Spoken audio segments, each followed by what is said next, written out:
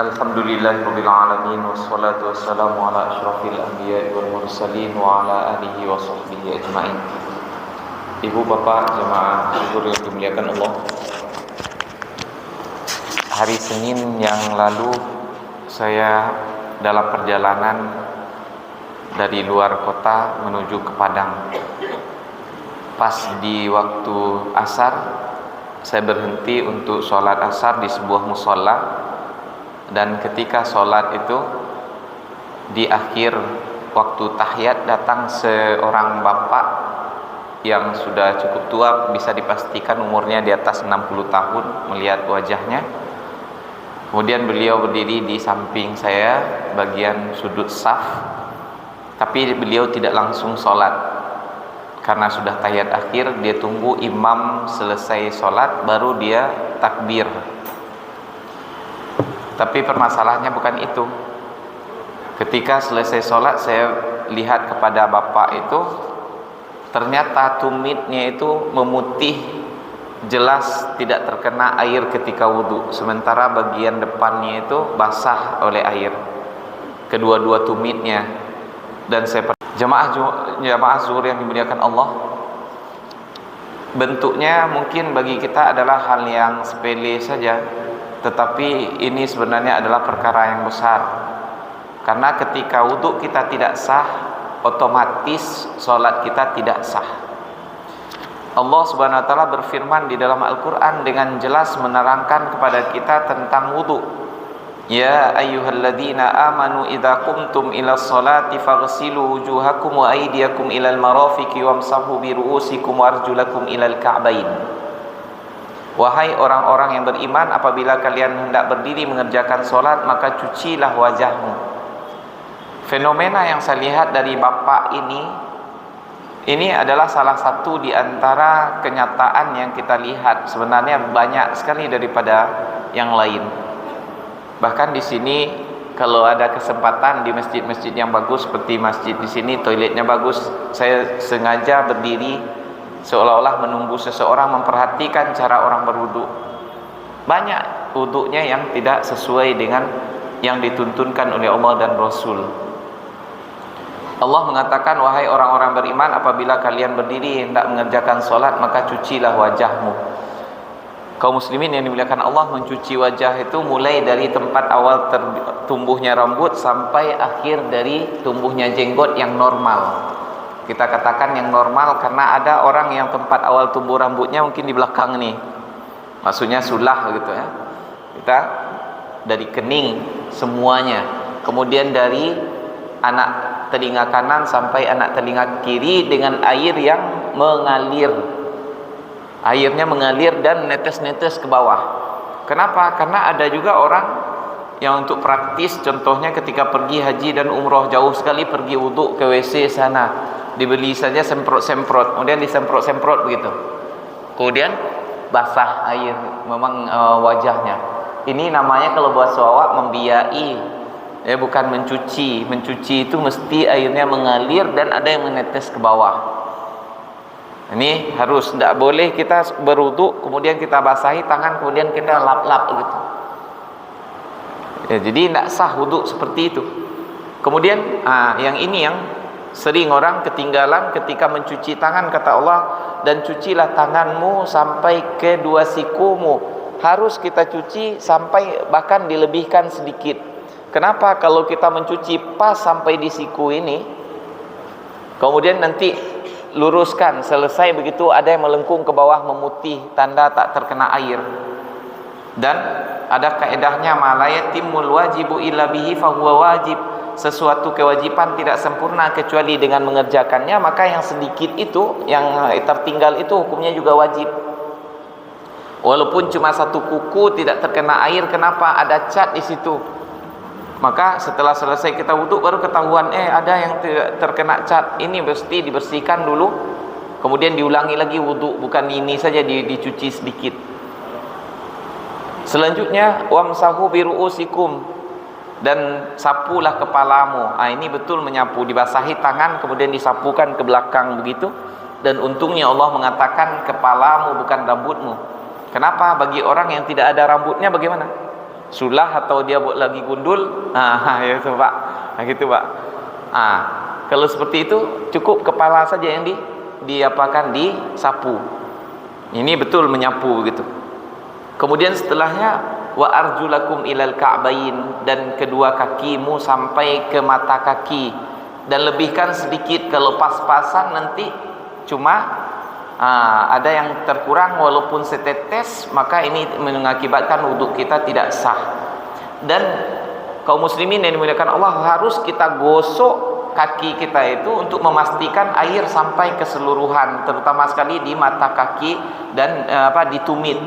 Tumit ini sering kelihatan memutih karena tidak terkena air wudhu. Pantaslah kata Rasulullah SAW, ada orang yang dia sholat 60 tahun tapi satu pun tidak ada yang diterima oleh Allah. Kenapa? Karena dia tidak sempurnakan wudhunya atau tidak sempurna ruku' dan sujudnya.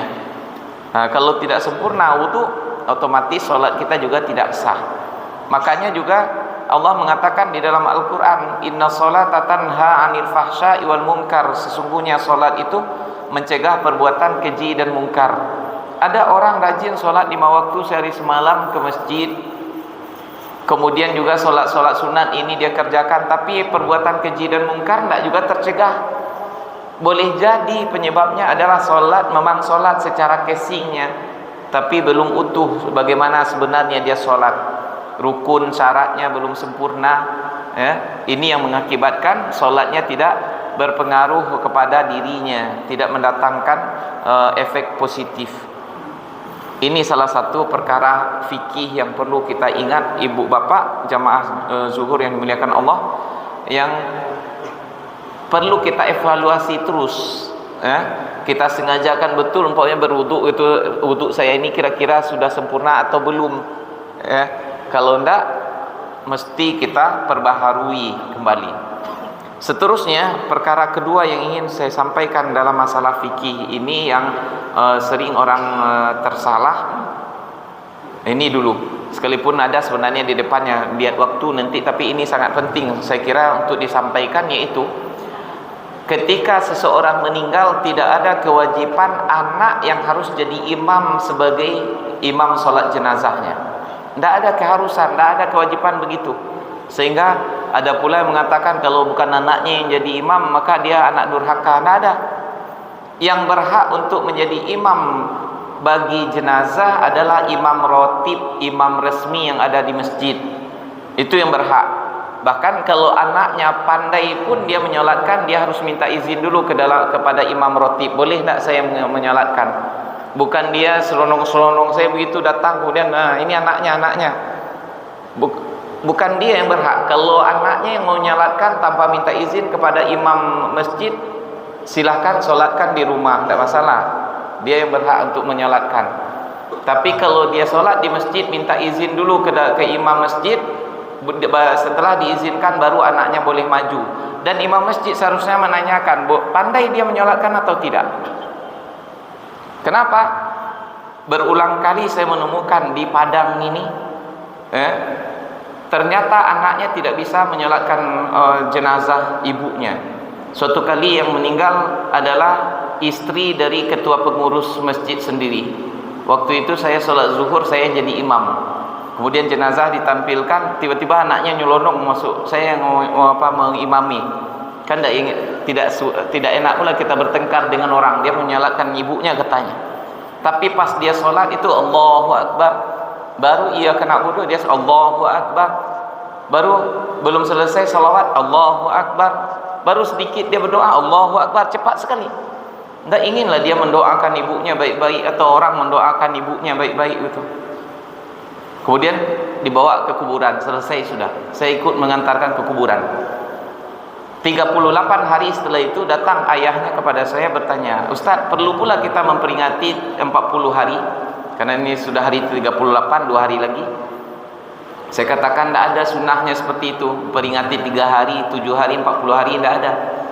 Sebenarnya bukan itu yang ingin saya tanyakan, Ustaz. Sebenarnya anak saya itu dia tidak bisa menyolatkan ibunya. Cuma karena dia malu, didorong-dorong juga oleh orang, maju dia jadi imam. La haula wala quwata illa billah. Ibu bapak yang dimuliakan Allah, sholat jenazah itu sama dengan sholat fardu. Dia fardu. Kalau ini fardu ain, ini fardu kifayah, tapi wajib. Kalau tidak sah sholatnya, berdosa seluruh orang yang ada di daerah itu. Jadi jangan dipaksakan anak untuk menjadi imam ketika ayahnya meninggal, ibunya meninggal, waktu sholat jenazahnya. Lihat dulu dia bisa menjadi imam atau tidak. Bukan sekedar dia bisa sholat juga, apakah dia bisa jadi imam? Karena menjadi imam ada ketentuan tersendiri. Kalau ingin anak kita yang akan menyolatkan kita ketika meninggal nanti, didik dia dari sekarang. Ajari dia bagaimana caranya sholat jenazah yang betul dan menjadi imam yang betul. Baru dia ditunjuk diminta untuk menjadi imam, dan itu pun harus seizin imam rotib, imam masjid. Kalau tidak diizinkan, jangan coba-coba. Karena di dalam agama kita ini semuanya ada aturannya, bukan selonong-selonong begitu saja.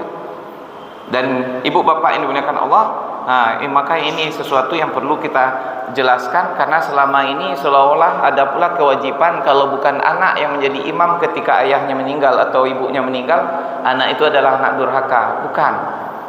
Ya. Yang penting adalah dia doakan ibu bapaknya, dan yang menyolatkan sebagai imamnya itu adalah imam yang pandai jadi imam. Kalau anak itu pihak pandai, alhamdulillah. Tapi kalau tidak, serahkan saja kepada imam resmi masjid. Ibu bapak yang dimuliakan Allah, itulah yang dapat kita sampaikan. Mudah-mudahan bermanfaat. Aqulu qouli hadza wa astaghfirullah li wa lakum. Assalamualaikum warahmatullahi wabarakatuh.